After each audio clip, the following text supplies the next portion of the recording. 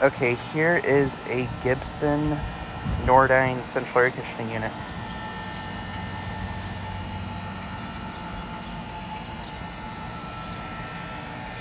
This is actually located right by the hair salon unit that I just filmed.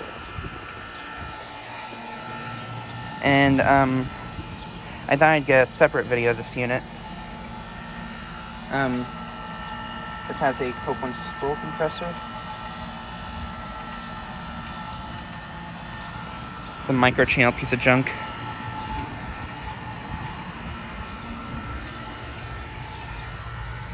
This is from 2017, and this is a 2.5 ton.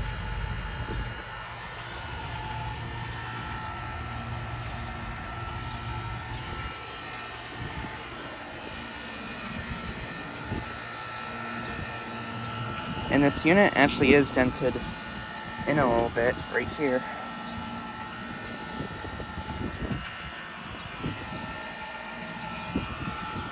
Probably hail damage from the storm that we had in May. But yeah, just thought I'd get a quick video of this unit. Anyways, thanks for watching.